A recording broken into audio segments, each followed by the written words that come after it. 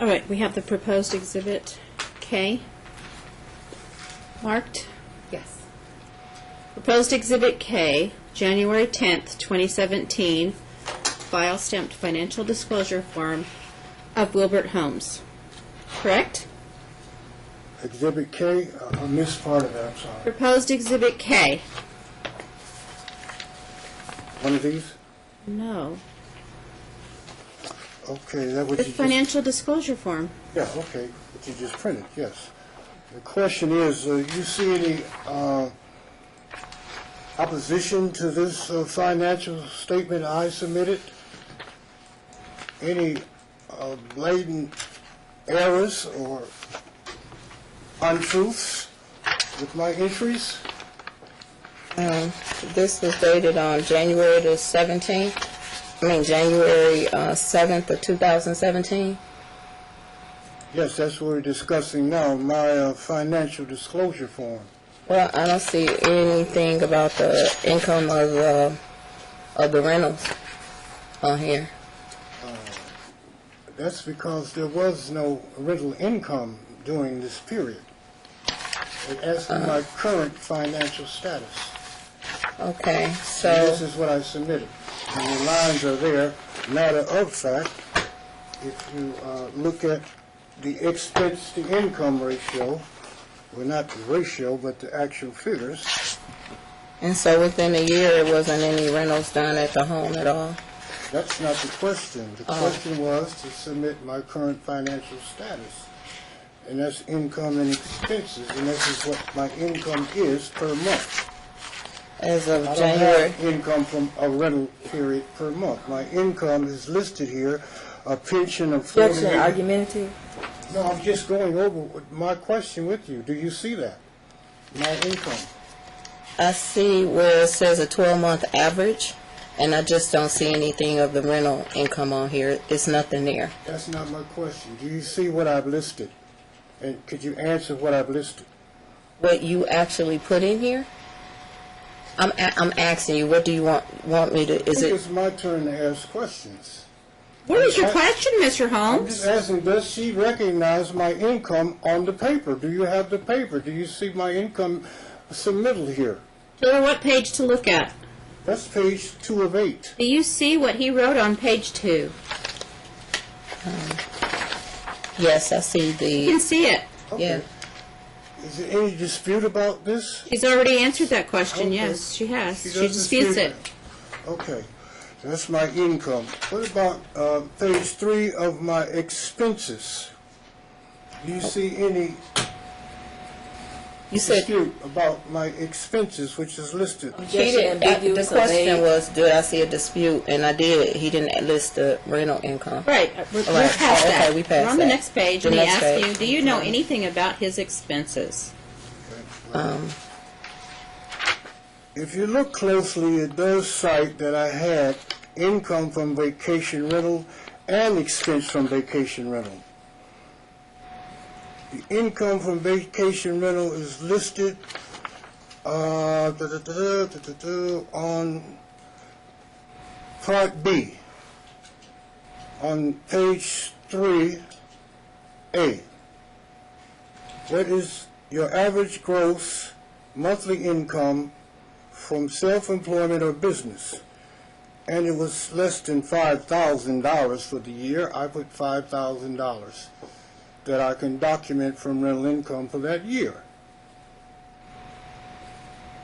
But you see that. You stated I didn't list it. I see where you put $5,000 for the year of So 2016, you do of see which where I income listed refunds and bad checks and rental. outstanding payments. Rental income, you see that. I see where you put that in there. Yes, I do. Thank you. And under business expenses, I listed the expenses that was variable with the business also. It asks for that. What is the business expenses? Total average business expense was $3,653. So that left a profitability of less than $2,000 for the year. Correct? You have $3,863. It's 3,663 should be, maybe we got a difference there in computation. But that's the amount of expense to income for the rental activity that we both were a part of, like you admitted. That you were part of the rental activity, you admitted you introduced me to the rental activity. Am I correct? That was in 2015. Yeah, You we did. introduced me to the We rental both. activity. Yeah. So the income and expenses we both share since we had the rental activity together. It's not mine alone like everything else. In what year? And what year? That's Oh, I'm sorry. That's since inception. It only went on for a little over a year. It won't be 2 years until May, when we had the first rental 2 years ago in May. Were you together at all during 2016? No. Would you have any independent knowledge of the rental income or the rental expenses? I had the knowledge of people that was renting a house because I got information from people that was renting a home. I do have that information. I think we submitted it, and then with his response of the fact that he was renting a house every at $8,000 a rental, he put it in a statement, and we have that statement that he put it in for to state that he was renting a house for $8,000. Do you have any independent documentation to verify his numbers? His actual numbers? Not his numbers, no. But I have other numbers. Do you have income verification now to substantiate any income that was received for that property? Do you have it now at this hearing? We had it on day one of the hearing. Pardon me? We had it on day one of the hearing. A substantiated income for me, for that property? Can it be produced now, please? We had it on day one of the hearing. We had it on day one, but it's not available now? It's in the exhibit book that I gave you. Because you pointed out my income statistics. No, she Well- said evidence of it. Sorry. You're doing the questioning, so look at your exhibits, and if you want to ask her about them, ask her about them. Yes, I'm asking about that now, the exhibits for, as required, financial disclosure. Well, it's your financial disclosure form, Mr. Holmes, which you filled out, which you put the numbers in. Yes, So this witness cannot accurately testify as to what you put on your financial disclosure form after the two of you were separated. So I find that the whole line of questioning is improper. we were never legally separated. She left She's not with you. marital home. She wasn't with you. Okay, can I cross-examine her or ask questions about her financial disclosure? And For what reason? for what reason? Because mine is being gone through per item as far as my financial worth. And as I have it here, she turned in a financial disclosure with all zeros, but it's a known fact from the media that she's taken vacations and done lavish expenditures also before the divorce. The and after the only divorce. reason that we're getting into your financials is because she has a claim that you owe her money. That's the only reason we're getting into your financials. You put it into evidence. You said you're broke. You couldn't pay all these bills. There are now liens against your home. So, in contradiction of your testimony, she was getting into your financials. You owe her money. It's my, She does not owe you money. No? No, She she doesn't. According to A, my Exhibit A, which we went over, she's responsible for insurance and taxes along with being enjoined in that house because I That's put, incorrect, and I told you that on day one of the trial.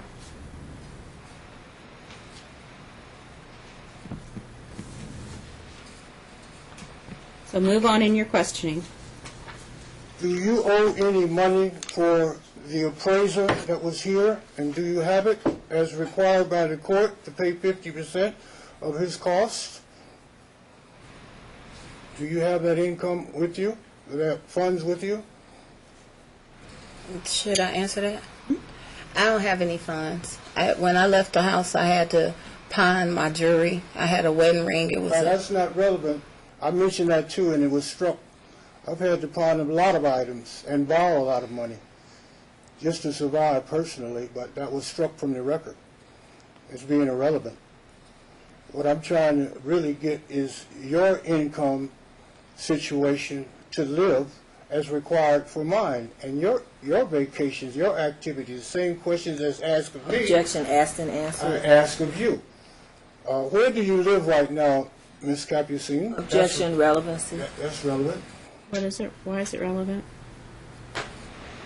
Because she left the marital home and abandoned me with all of the required expenses to live and to support the house. Okay. You asked her a question if she had the money for the appraisal, and I allowed that because that was court ordered. Now you're asking where she lives. Now you're saying she abandoned the marital home, and I've told you I don't know how many times. Okay. There's nothing in the antenuptial agreement that obligates her to pay for your sole and separate property, and you made it very clear in the antenuptial agreement that the marital residence is your sole and separate property. Therefore, any encumbrances, any debts associated with that property are your sole and separate debts. And according to the antenuptial agreement, they are your sole and separate responsibility. Do not continue this line of questioning. Yes, Your Honor. Capucine, did you submit any documents, you and your counsel, to the Legal Aid Society defining my income position after I had been approved for legal aid counseling? Did you confer with them at all, you and your counsel? I didn't talk to legal aid. It's either yes or no. No, I did not talk to legal aid. You or your counsel did not submit any revised documentation to them? My counsel talked to Okay. legal aid. I did not talk to Now legal you're aid. playing with the terms here. No, Argumentative. no, she's answering your question. Did your counsel submit any? It's already answered that. I didn't get an answer. Okay. Yes, She did. yes. And from there, did they change my pro bono status with legal aid? If you know. You would need to talk to the council. I know that you applied for legal aid. She said yes or no. I know that you applied legal aid, and I know that you no longer were able to have legal aid. Is this after your counsel submitted whatever documentation they had to them? When she talked, I believe that she discussed it with them, yes. Thank you. I gave them the information as far as our home. Yes, just for your information, they did change my status from approved to disapproved after your submission. Did you ever do the same type of submission to my current residence, the senior citizen adjusted? Objection, relevancy. It goes to my financial disclosure. The judge has to make the ruling. I don't understand.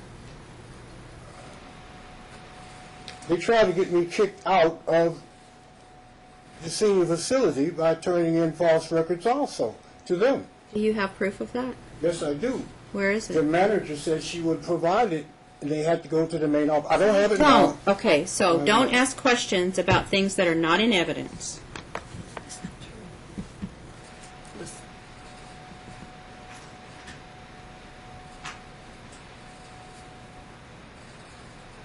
Okay? Like that. But admittedly you did. Which is Never inevitable. answered the question. She never answered the question, and I told you not to ask questions about information that is not in evidence. Yes, Your Honor. You must move on. I'll move on to my line of questioning concerning the finances of that house. Who has been paying the bills for that house since inception?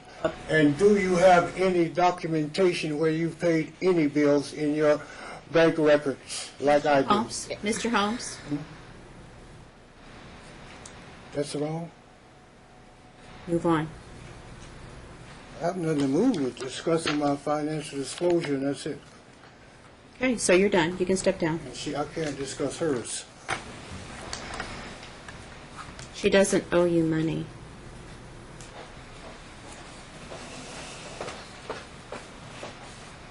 Are there any witnesses that we're waiting for to appear? Oh, Your Honor. Okay. No further witnesses? May I still request that my witness that has availability telephonically makes an appearance? I believe the evidence, as you have offered, is cumulative in nature. I've already heard from your appraiser. I don't think your witness, who is trying to appear telephonically, not only has she not been approved to appear telephonically in advance, but I don't think she will offer anything that is better evidence than what your appraiser testified to, unless she knows what your mortgage was in 1999. Because I have not seen any information about that from either party. I believe she does, Your Honor. I still need it. So what I'm going to do is conclude this trial, but I'm leaving discovery open for the sole purpose of either one of you providing me with the mortgage and the mortgage terms at their inception from 1999 when the home was purchased. So it would be appropriate to have Chicago Title or whomever the title company was subpoenaed and give me the closing documents so I can get the mortgage, the exact purchase price, and the exact down payment. You need it subpoenaed, or do you? I would prefer a subpoena, and that way the custodian of records can provide that and I can make the calculations. But I need that piece of evidence before I can finish the calculations. If by any chance they denied the subpoena, if we had that information pulled from the Clark County records, because they do record. Why don't you just do an order? If you're going to do the subpoena, just do an order for me. Is your client requesting any other relief? She's precluded by the antenuptial agreement from requesting attorney's fees. She's precluded from the antenuptial agreement from requesting alimony. No. In my view, all she can do is request the equity interest in the home, which we have gone over, except for the initial mortgage. So you need the mortgage and the payment. And I you want a need the copy? closing documents. It will all be in there from the title company. So the mortgage, the terms, the rate of interest, that's what I don't see in these documents, and that's what I need. Okay.